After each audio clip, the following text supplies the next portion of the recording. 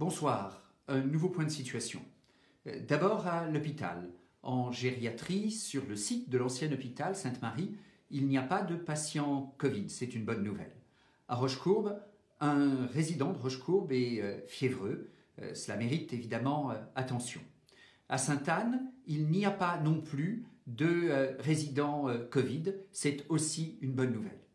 Au sein des services actifs de l'hôpital, en médecine, 11 des 13 lits destinés Covid sont aujourd'hui occupés, pour partie des patients venant de Cré, pour partie des patients venant de Valence. Si le besoin devait aller au-delà des 13 lits, Valence pourrait par exemple destiner des patients plutôt sur Tournon.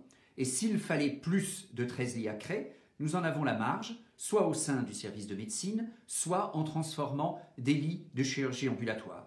S'agissant du service de médecine, un 4e médecin est revenu, ça c'est en soi une bonne nouvelle. Je rappelle qu'à Cré, comme dans d'autres établissements, il n'y a plus en ce moment de consultation externe à l'hôpital. Je veux remercier les soignants, bien sûr, chacun doit le faire, à 20h tous les soirs, nous le savons, mais je veux aussi remercier le grand nombre d'aidants que nous avons à Cré, qui viennent en aide aux personnes âgées, comme aide à domicile, au sein de structures comme EOVI, comme Amélie, comme l'ADMR, d'autres encore. Et ces soignants ont eux-mêmes remercié les services apportés par la ville lorsque nous apportons des repas, lorsque nous faisons des courses pour les personnes âgées. Eh bien, cela allège d'autant le travail de ces auxiliaires de vie et c'est important dans cette période. Je veux remercier le personnel de la ville, ce que je n'ai pas fait jusqu'à présent dans ces points de situation. Mais je veux vous dire que le personnel de la ville et du CCAS, tous ensemble, sont extrêmement engagés et dévoués pour faire face à cette crise qui nous préoccupe tous. Le personnel de la ville s'assure que les délais de paiement aux entreprises soient les plus courts possibles. On est aujourd'hui à une dizaine de jours. C'est important pour les entreprises qui sont nos fournisseurs. Le personnel de la ville va engager dans les jours qui viennent le processus d'inscription scolaire qui va être donc lancé. Pour s'inscrire, vous regarderez sur le site de la ville. Vous pourrez aussi écrire à ecas, mairie-cré.fr. Nous devons malheureusement au début du mois de mai annuler le marché aux fleurs. Je veux aussi vous rappeler que la mission locale pour les jeunes, qui est importante en particulier pour aider les jeunes dans la recherche d'emploi, est fermée en termes d'accès immédiat, mais est joignable par Internet, par téléphone pour les jeunes de la vallée et particulièrement de Cré, avec un numéro de téléphone, le 04 75 76 70 67. Les Restos du Cœur redémarrent dès le jeudi 2 avril leur distribution. Ils nous ont demandé d'intervenir, ce que nous avons fait très volontiers, auprès de Smurfit Kappa pour des besoins qu'ils ont de cartons supplémentaires parce que la distribution se fait compte tenu de la période avec d'autres méthodes et mobilise davantage de cartons.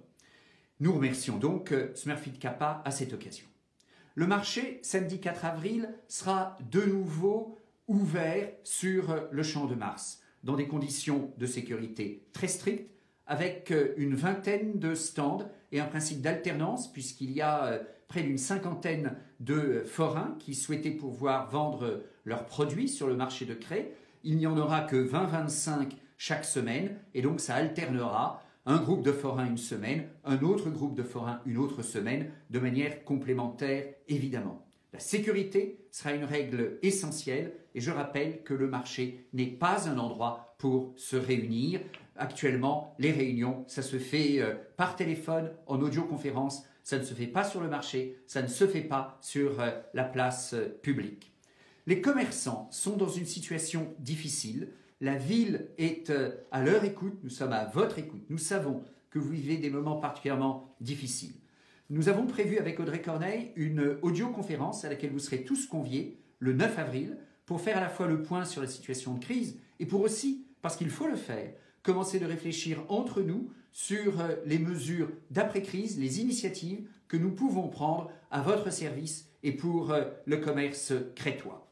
Toutes les initiatives, toutes les mesures prises par la ville dans le cadre de la crise sanitaire, il est important qu'elles soient connues de tous, par une vidéo comme celle-ci, par le site, par la page Facebook de la ville.